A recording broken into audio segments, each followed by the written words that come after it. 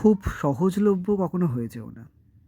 যখন তুমি খুব সহজলভ্য হয়ে যাবে, তোমাকে কেউ চাইলেই একদম হাত বাড়ালেই তোমাকে সহজে পেয়ে যাবে, তখন আর তোমার কোনো ভ্যালু থাকবে না। তখন সবাই তোমাকে টেকেন ফর গ্রান্টেড করবে। আমার মা ছোট থেকে একটা কথা আমাকে সবসময় বলে আমার বিষয়ে, আমি খুব সহজ সরল। সেটা আমিও বুঝতে পারি, খুব সহজ সরল এবং খুব ইমোশনাল। কেউ যদি আমার সঙ্গে 5 মিনিট একটু ভালো করে কথা বলে, আমি একদম তার প্রতি গলে যাই। আবার এটাও কিন্তু নয় যে তার ব্যাকা হাসিটার মানেটা কিন্তু আমি বুঝি না, আমি বুঝতে পারি। বড় হয়েছি তো, ম্যাচিউরিটিও এসছে। বড় হওয়ার সঙ্গে যদিও ম্যাচিউরিটির কোনো সম্পর্ক নেই, তবুও তো আমি ম্যাচিউর হয়েছি। সেখানে মানুষের কথার মানে বুঝবে না সেটা তো নয়। আর যেটা আমার কাছে খুব ইম্পর্টেন্ট, যেটা খুব আমার কাছে নেসেসিটি, সেটা আবার অন্য কারোর কাছে লায়াবিলিটিসও হয়ে থাকে। যাই হোক, এই ভিডিওটা হচ্ছে গতকালকের। অনেক ভারী ভারী কথা বললাম, কিছুই না।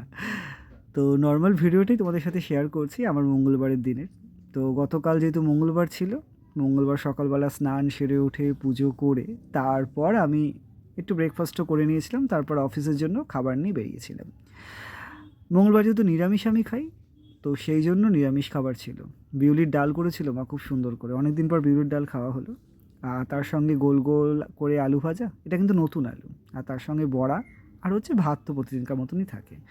তারপর রেডি হয়ে অফিস যাওয়া, উল্টোডাঙা নেমেই আমাকে অফিস যেতে হয়। তারপর বেশ এই শীতের দিনে সকালে রোদ্দুরটা কিন্তু খুব ভালো লাগে। এখন বেশ হালকা হালকা ঠান্ডা ঠান্ডা পড়েছে তো, আর এই রোদ্দুরটা গায়ে লাগলে সত্যিই খুব ভালো থাকে। তো তারপর অফিস করে সারাদিন পর যখন সন্ধেবেলা বাড়ি ফেরা, তো যেহেতু মঙ্গলবার, আমি শনিবার মঙ্গলবার যে কোনো একটা দিন বজরংবলী মন্দিরে যাই। তো যেহেতু মঙ্গলবার ছিল, তো সেই জন্য একটু তেলেঙ্গা বাগানে বজরংবলী মন্দির থেকে ঘুরে এলাম। তো তারপর বাড়ি আসা, সারাদিনের ক্লান্ততা, বাড়িতে এসে আবার নিজের কাজে ব্যস্ত হয়ে যাওয়া। যদি ভিডিওটা ভালো লাগে তোমাদের কাছে, একটু লাইক কমেন্ট করো, এটুকুই তোমাদের কাছে কাম্য আমার।